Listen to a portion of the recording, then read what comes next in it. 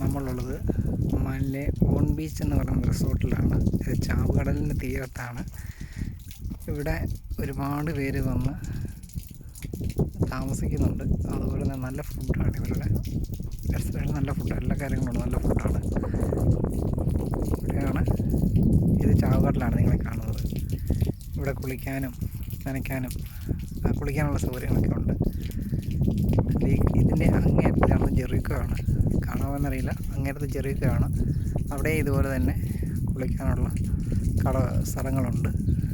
രണ്ട് സ്ഥലത്താണ്. ഒന്ന് ജോർദാനിൽ, ഇവിടെ ഈ സ്ഥലത്തിലും നമ്മൾ ഇസ്രായേലിൽ ചെന്ന് കഴിയുമ്പോൾ ജെറിക്കോ വന്നിട്ട് അങ്ങേ കരയിലുമാണ് നമ്മൾ കുളിക്കാനായിട്ട് ഇറങ്ങുന്നത്. ഈ രണ്ട് സ്ഥലത്താണ് അവിടെ ചാവുകടലിൽ കുളിക്കാനുള്ളത്. ഇനി ഇതിൻ്റെ ഈ ചാവുകടൽ വളരെയേറെ ചുരുങ്ങിക്കൊണ്ടിരിക്കുകയാണ്. ഒരു വർഷം 1 മീറ്റർ എന്ന അളവിലാണ് ചുരുങ്ങിക്കൊണ്ടിരിക്കുന്നത്. കാരണം ഇസ്രായേലും ജോർദാനും ഇതിൽ ഒരുപാട് മിനറൽസും മറ്റു കാര്യങ്ങളും മൈനിങ് നടത്തുന്നുണ്ട്. ഇപ്പം നേരത്തെ ഈ കാണുന്ന ഏരിയയൊക്കെ നല്ല രീതിയിൽ വെള്ളം ഉണ്ടായിരുന്ന സ്ഥലങ്ങളാണ്. ഇതെല്ലാം കുറഞ്ഞ് ഇത്രയും താഴേക്ക് എത്തി. എല്ലാ വർഷവും ഇതിൻ്റെ ഓരോ മീറ്റർ ചുരുങ്ങിക്കൊണ്ടിരിക്കുകയാണ്. ഈ വർഷങ്ങൾക്ക് ശേഷം ഈ കടൽ ഇവിടെ കാണുമോ ഇല്ലയോ എന്ന്, പ്രത്യക്ഷമാകോ ഇല്ലയോ എന്ന് ആർക്കും അറിഞ്ഞുകൂടാ.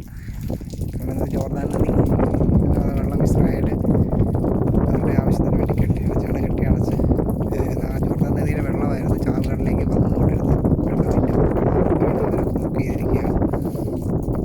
പലരും കുളിക്കുന്നുണ്ട്.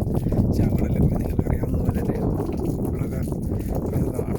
ഇതുപോലെ ഇവിടുത്തെ മണ്ണ്, ചെളി, അതും ഉപയോഗിച്ച് പല രോഗങ്ങളും, ത്വക്ക് രോഗങ്ങളും ചികിത്സയ്ക്ക് ഉപയോഗിക്കുന്നതാണ്.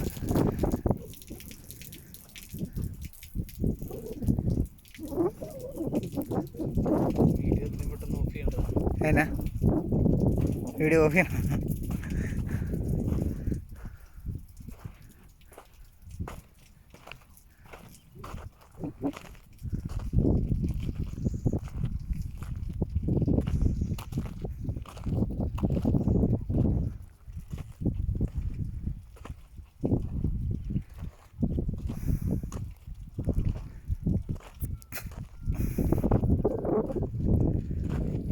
താഴേക്ക് നോക്കിയാൽ കാണാം, ഉപ്പുകല്ലുകളാണ് നിൽക്കുന്നത്.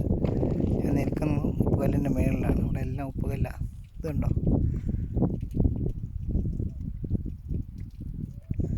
ഇവിടെ നല്ല അടിയിൽ വെള്ളത്തിനടിയിൽ വെളുത്ത് കാണുന്ന ഉപ്പുകല്ലുകളാണ്. ഭയങ്കര ഷാർപ്പാണ്. കാലുമുറിയും.